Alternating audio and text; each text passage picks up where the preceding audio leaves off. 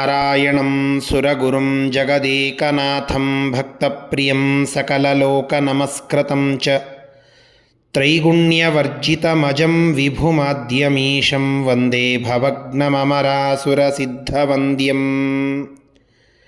ವ್ಯಾಸಂ ವಸಿಷ್ಠನಪ್ತಾರಂ ಶಕ್ತೇಃ ಪೌತ್ರಂ ಅಕಲ್ಮಷಂ ಪರಾಶರಾತ್ಮಜಂ ವಂದೇ ಶುಕತಾತಂ ತಪೋನಿಧಿಂ. ಶ್ರೀ ಗುರುಭ್ಯೋ ನಮಃ. ಹರಿ ಓಂ. ವಿಷ್ಣು ಸಹಸ್ರನಾಮ ಸ್ತೋತ್ರದ 43ನೆಯ ಶ್ಲೋಕದ ಚಿಂತನೆಯನ್ನು ಇವತ್ತು ಮಾಡೋಣ.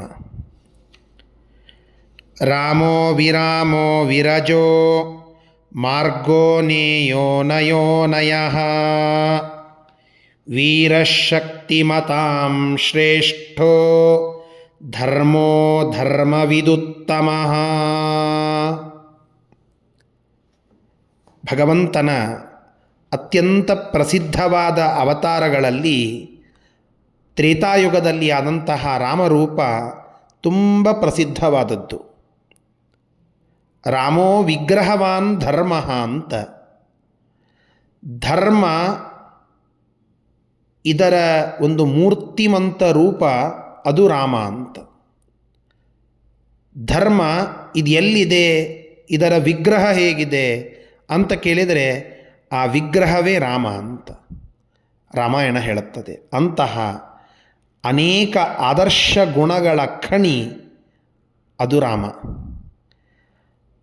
ಒಬ್ಬ ವ್ಯಕ್ತಿಯಾಗಿ ಹೇಗಿರಬೇಕು, ಒಬ್ಬ ಮಗನಾಗಿ ಹೇಗಿರಬೇಕು, ಒಬ್ಬ ತಂದೆಯಾಗಿ ಹೇಗಿರಬೇಕು, ಮಿತ್ರನಾಗಿ ಹೇಗಿರಬೇಕು, ಯೋಧನಾಗಿ ಹೇಗಿರಬೇಕು, ಒಬ್ಬ ಗಂಡನಾಗಿ ಹೇಗಿರಬೇಕು, ಅಣ್ಣನಾಗಿ ಹೇಗಿರಬೇಕು, ಒಬ್ಬ ಸ್ವಾಮಿಯಾಗಿ ಹೇಗಿರಬೇಕು, ಈ ಎಲ್ಲ ವಿಷಯಗಳನ್ನು ಧರ್ಮದ ಚೌಕಟ್ಟಿನಲ್ಲಿ ಒಂದು ಸ್ಟೆರಿಯೋಟೈಪ್ ಅಂತೇವಲ್ಲ, ಒಂದು ಮಾಡೆಲ್ಲನ್ನು ತಂದುಕೊಡುವಂತಹ ಅವತಾರ ಅದು ರಾಮಾವತಾರ.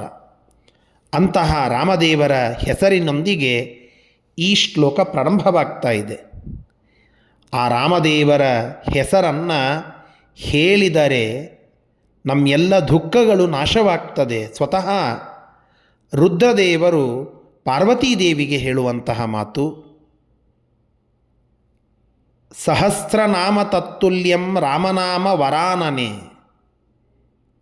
ಹೇ ಪಾರ್ವತಿಯೇ, ರಾಮ ರಾಮೇತಿ ರಾಮೇತಿ ರಮೇ ರಾಮೇ ಮನೋರಮೆ. ರಾಮ ರಾಮ ರಾಮ ರಾಮ ಅನ್ನುವಂತಹ ಆ ಭಗವಂತನ ಹೆಸರನ್ನು ಹೇಳಿದರೆ ಸಹಸ್ರನಾಮಗಳನ್ನು ಹೇಳಿದ ಪುಣ್ಯ ನಿನಗೆ ಸಿಗ್ತದೆ ಅಂತ. ಈ ವಿಷ್ಣು ಸಹಸ್ರನಾಮಕ್ಕೆ ತತ್ತುಲ್ಯವಾದಂತಹ, ಅದಕ್ಕೆ ಸಿಮಿಲರ್ ಆದಂತಹ ಒಂದು ಶಕ್ತಿ ರಾಮ ಮಂತ್ರದಲ್ಲಿ ಉಂಟು. ಯಾಕೆ? ಆ ರಾಮ ವಿಷ್ಣುವೇ. ಅವನ ಸಹಸ್ರನಾಮಗಳನ್ನು ಹೇಳುವಂತಹದ್ದರ ಪುಣ್ಯ ಈ ರಾಮನಾಮದಲ್ಲಿ ಅಡಗಿದೆ. ಅಷ್ಟು ವಿಸ್ತೃತವಾದ ಅರ್ಥದಿಂದ ಕೂಡಿದಂತಹ ಶಬ್ದ ಈ ರಾಮನಾಮ. ರಾಮನಾಮ ಪಾಯಸಕ್ಕೆ ಕೃಷ್ಣನಾಮ ಸಕ್ಕರೆ ಅಂತ ದಾಸರು ಹಾಡಿದಂತೆ ಇದು ಅಷ್ಟು ಸವಿಯಾದ ನಾಮ. ಈ ಹೆಸರನ್ನು ಹೇಳಿದರೆ ಸಾಕು, ಶತ್ರುಗಳ ಮೈ ನಡಗ್ತದೆ, ಸಜ್ಜನರ ಮೈಯಲ್ಲಿ ಒಂದು ಆಹ್ಲಾದ ಪ್ರಹ್ಲಾದ ಅದು ಸಿಗ್ತದೆ. ಅಂತಹ ರಾಮದೇವರ ಹೆಸರಿನ ಅರ್ಥವನ್ನು ನಾವು ತಿಳಿಯುವುದಾದರೆ ಅನೇಕ ಅರ್ಥಗಳುಂಟು. ವಿಶೇಷವಾಗಿ ಸತ್ಯಾತ್ಮತೀರ್ಥ ಶ್ರೀಪಾದಂಗಳವರು ಈ ರಾಮ ಎನ್ನುವ ಶಬ್ದಕ್ಕೇನೆ 100 ಅರ್ಥಗಳನ್ನು ಹೇಳಿದಂತಹದ್ದನ್ನು ಅನೇಕ ಹಿರಿಯರು ಕೇಳಿದ್ದುಂಟು. ರಾಮ ಅನ್ನುವ ಶಬ್ದದ ಒಂದೆರಡು ಅರ್ಥಗಳನ್ನು ತಿಳಿಯುವುದಾದರೆ, ಮೊದಲನೆಯದ್ದು ರಮಾದೇವಿ ಅಂದರೆ ಲಕ್ಷ್ಮೀದೇವಿ. ಆ ರಮಾಯಾಹ ಪತಿ ಅಯಂ ರಾಮ. ರಮಾದೇವಿಯ ಒಡೆಯ ಪತಿ ಅದು ಪರಮಾತ್ಮ ವಿಷ್ಣು. ಆದ್ದರಿಂದ ರಾಮ ಅನ್ನೋದು ಭಗವಂತನಿಗೆ ಅನ್ವರ್ಥವಾಗಿ ಇರುವಂತಹ ಹೆಸರು. ರಮಂತೆ ಅಸ್ಮಿನ್ ಯೋಗಿನಃ ಇತಿ ರಾಮ. ಯೋಗಿಗಳ ಹೃದಯದಲ್ಲಿ, ಜ್ಞಾನಿಗಳ ಹೃದಯದಲ್ಲಿ ಯಾವತ್ತಿಗೂ ರಮಂತೆ ಶೋಭಿಸುತ್ತಾನೆ, ಕಾಂತಿಯಿಂದ ಕೂಡಿ ಇರ್ತಾನೆ.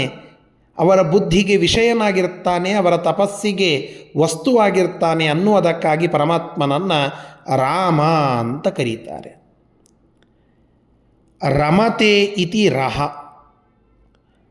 ರಮಮಾಣನಾದಂತಹ ಭಗವಂತ ಅಂತ ಅನ್ನಿಸಿಕೊಳ್ಳುತ್ತಾನೆ. ಅಂದರೆ ರಮಮಾಣನಾದವನು, ಕಂಗೊಳಿಸುವವನು, ಕಾಂತಿಯಿಂದ ಕೂಡಿದವನು ಅಂತ.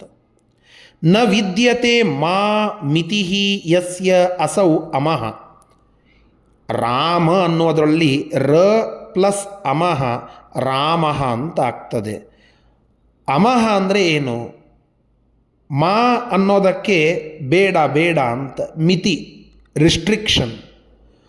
ಅಮ ಭಗವಂತನಿಗೆ ಮಿತಿ ಇಲ್ಲ, ಅಮಿತ. ಅವನು ಜ್ಞಾನಸ್ವರೂಪ, ಕಂಗೊಳಿಸುವ ಕಾಂತಿಯುಳ್ಳವನು.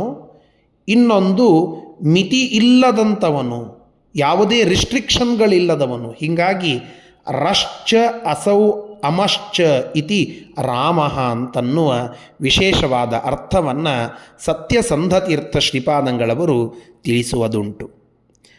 ರಮಯತೀತಿ ರಾಮ, ರಮಾಯಾಃ ಪತಿಃ ಇತಿ ರಾಮ, ರಮಂತೆ ಅಸ್ಮಿನ್ ಯೋಗಿನಃ ಇತಿ ರಾಮ, ರಶ್ಚ ಅಸೌ ಅಮಶ್ಚ ಇತಿ ರಾಮ.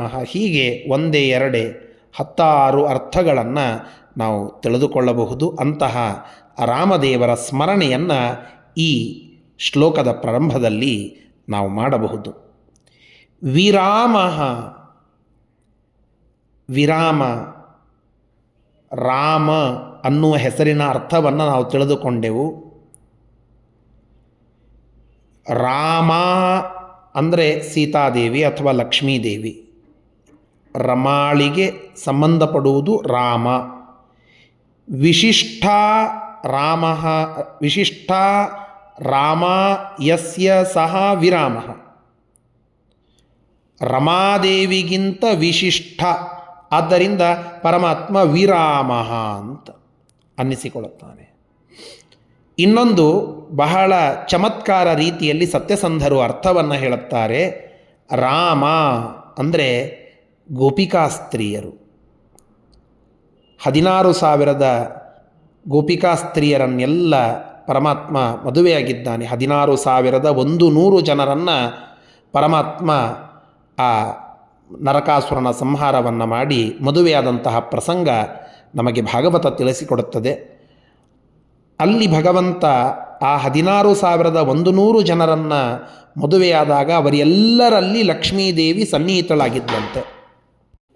ಹಾಗೆ ಆ ಗೋಪಿಕಾ ಸ್ತ್ರೀಯರೆಲ್ಲರಲ್ಲಿ ಇರುವ ಲಕ್ಷ್ಮೀದೇವಿಯ ಒಟ್ಟಿಗೆ ಪರಮಾತ್ಮ ರಮಮಾಣನಾಗಿದ್ದಾನೆ. ಆದ್ದರಿಂದ ಅವರೆಲ್ಲರೂ ರಾಮ. ವಿವಿಧ ರಾಮ ಯಸ್ಯ, ಯಾವ ಭಗವಂತನಿಗೆ ರಮಾದೇವಿಯ ಸನ್ನಿಧಾನ ಉಳ್ಳ ಗೋಪಿಕಾ ಸ್ತ್ರೀಯರೆಲ್ಲರೂ ಪತ್ನಿಯರಾದರು, ಅಂತಹ ವಿರಾಮ ಕೃಷ್ಣ ಅಂತ. ಹೀಗೆ ರಾಮ ನಂತರದಲ್ಲಿ ವಿರಾಮ ಕೃಷ್ಣ ಅಂತನ್ನುವ ಅರ್ಥವನ್ನು ತಿಳಿಸಿಕೊಡುತ್ತಾರೆ. ವಿರಜಾಹ, ರಜಾ ಅಂದರೆ ಧೂಳು, ದುಃಖ. ಅದರಿಂದ ಉಪಲಕ್ಷಿತವಾಗಿ ತಾಪತ್ರಯಗಳಿಂದ ಕೂಡಿದಂತಹದ್ದು ಅಥವಾ ಸತ್ವರಜಸ್ತಮೋ ಗುಣತ್ರಯಗಳಿಂದ ಕೂಡಿದಂತಹದ್ದು, ಇದೆಲ್ಲ ರಜ. ಈ ರಜ ವಿಗತ, ಅದು ಇಲ್ಲದೇ ಇರೋದು ಪರಮಾತ್ಮ. ಅವನು ಪ್ರಾಕೃತಿಕವಾದ ದೇಹವನ್ನು ಹೊಂದಿಲ್ಲ. ವಿರಜಃ ಅನ್ನುವ ಅರ್ಥವನ್ನು ನಾವು ಇಲ್ಲಿ ತಿಳಿದುಕೊಳ್ಳಬಹುದು. ಮಾರ್ಗ, ಮೃಗಕ್ಕೆ ಸಂಬಂಧಪಡುವವನು ಮಾರ್ಗ ಅಂತ. ಸಿಂಹ ಎಂಬುವ ಮೃಗ, ಆ ಸಿಂಹರೂಪನಾಗಿ ಪರಮಾತ್ಮ ನರಸಿಂಹನಾಗಿ ಅವತಾರ ಮಾಡಿದ್ದಾನೆ. ಆದ್ದರಿಂದ ಮಾರ್ಗ ಇದು ಪರಮಾತ್ಮನ ನರಸಿಂಹದೇವರ ಒಂದು ಹೆಸರು. ನೇಯ, ಶಿಷ್ಯರಿಗೆ ವಿಶಿಷ್ಟವಾದ ಉಪದೇಶವನ್ನು ಮಾಡಿ ವೇದವ್ಯಾಸ ರೂಪದಿಂದ ಭಗವಂತ ತನ್ನ ಕಡೆಗೆ ಅವರು ಬರುವುದಕ್ಕೆ ಅನುಕೂಲ ಮಾಡಿಕೊಡುತ್ತಾನೆ. ಅವರನ್ನು ನಯತಿ ಇತಿ ನೇಯ, ನೇತುಂ ಯೋಗ್ಯ, ಅವರ ಬುದ್ಧಿಗೆ ಗೋಚರನಾಗ್ತಾನೆ. ತಾನೇ ಉಪದೇಶ ಮಾಡಿ ಅವರಿಗೆ ತಾನೇ ಗೋಚರನಾಗ್ತಾನೆ. ಆದ್ದರಿಂದ ನೇತುಂ ಯೋಗ್ಯ ನೇಯ ಅಂತ. ನಯ, ಪರಮಾತ್ಮ ನಯತಿ, ನಮ್ಮನ್ನೆಲ್ಲ ಮೋಕ್ಷದ ಕಡೆಗೆ ಕರೆದುಕೊಂಡು ಹೋಗ್ತಾನೆ. ಸಮಾಯಾತ ಸಮಾಯಾತ ಏ ಮೋಕ್ಷ ಪದೇಚ್ಛವ ಅಂತ ರಾಮರೂಪದಿಂದ ನಮ್ಮನ್ನು ಮೋಕ್ಷದ ಕರೆಗೆ ಕರೆದುಕೊಂಡು ಹೋಗುವಂತಹ ಪರಮಾತ್ಮ ನಯಃ ಅಂತ ಅನ್ನಿಸಿಕೊಳ್ಳುತ್ತಾನೆ. ಅನಯಃ, ನಯ ಅನ್ನೋದಕ್ಕೆ ಇನ್ನೊಂದರ್ಥ ನಮ್ಮ ರಿಸ್ಟ್ರಿಕ್ಷನ್ಸ್ಗಳು, ಅನೇಕ ಅಡೆತಡೆಗಳು, ಆಬ್ಸ್ಟ್ಯಾಕಲ್ಸ್ಗಳು.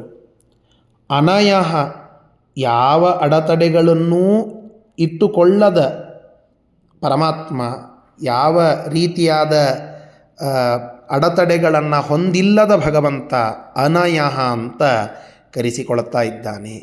ಪರಮಾತ್ಮನನ್ನು ನಯಃ ಅಂತಲೂ ಕರೀತೇವೆ, ಅನಯಃ ಅಂತಲೂ ಕರೀತೇವೆ. ನಿಯಂತ್ರಣಕ್ಕೆ ಬಾರದ ಪರಮಾತ್ಮ. ನಯಃ, ಅಜ್ಞಾನಿಗಳ ಅರಿವಿಗೆ ಬರದಂತಹ ಪರಮಾತ್ಮ. ಈ ಎಲ್ಲ ಅರ್ಥಗಳನ್ನು ನಾವು ತಿಳಿದುಕೊಳ್ಳಬಹುದು ಅನಯಃ ಅನ್ನುವ ಶಬ್ದದಿಂದ. ವೀರಃ, ವಿ ಅನ್ನೋದಕ್ಕೆ ಗರುಡ ಅಂತ ಅರ್ಥ. ರ ಅಂದರೆ ಶೋಭಿಸುವವನು, ಗರುಡನ ಮೇಲೆ ಕುಳಿತುಕೊಂಡು ಶೋಭಿಸುವವನು ವೀರಃ, ಇದು ಒಂದರ್ಥ. ವಿ ಅನ್ನೋದಕ್ಕೆ ಜ್ಞಾನ ಅಂತ ಒಂದು ಅರ್ಥವನ್ನು ನಾವು ಕೇಳಬಹುದು. ಹಾಗೆ ವಿ ಜ್ಞಾನ, ಅದರಿಂದ ರ ಶೋಭಿಸುವವನು, ಜ್ಞಾನ ಸ್ವರೂಪನಾದಂಥವನು ಪರಮಾತ್ಮ ವೀರಃ ಅಂತ. ಶಕ್ತಿಮತಾಂ ಶ್ರೇಷ್ಠ, ಎಲ್ಲ ತರಹದ ಶಕ್ತಿವಂತರು ಅಂತ ಏನು ಜಗತ್ತಿನೊಳಗಿದ್ದಾರೆ ಅವರೆಲ್ಲರ ಶಕ್ತಿಯ ಸ್ರೋತಸ್ಸು ಅದು ಪರಮಾತ್ಮ. ಕೆಲವರು ಆರ್ಥಿಕವಾಗಿ ಸಬಲರು, ಶಕ್ತಿವಂತರಾಗಿರುತ್ತಾರೆ. ಇನ್ನು ಕೆಲವರಿಗೆ ದೇಹದಾರ್ಢ್ಯ ಬಹಳ ಇರುತ್ತದೆ. ಇನ್ನು ಕೆಲವರಿಗೆ ಬುದ್ಧಿ ಭಾರಿ ಪ್ರಬಲವಾಗಿ ಇರುತ್ತದೆ. ಇನ್ನು ಕೆಲವರಿಗೆ ಕೀರ್ತಿ, ಜನ ಬೆಂಬಲ ಅದಿರುತ್ತದೆ. ಅಂತೂ ಒಬ್ಬೊಬ್ಬರಿಗೆ ಒಂದೊಂದು ಬಲ.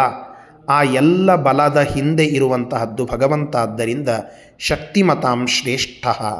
ಧರ್ಮ, ಧಾರಕತ್ವಾತ್ ಧರ್ಮ, ನಮ್ಮನ್ನೆಲ್ಲ ಧರಿಸಿದ್ದಾನೆ. ಆದ್ದರಿಂದ ಪರಮಾತ್ಮನನ್ನು ಧರ್ಮ ಅಂತ ಕರೀತೇವೆ. ಧರ್ಮವಿದುತ್ತಮ, ಧರ್ಮವಿತ್ ಅಂದರೆ ಪಂಡಿತ, ಧರ್ಮವನ್ನು ತಿಳಿದವನು. ಧರ್ಮರಾಯ ಎಲ್ಲ ತರಹದ ಸೂಕ್ಷ್ಮವಾದ ಧರ್ಮವನ್ನು ಬಲ್ಲವನಾಗಿದ್ದ.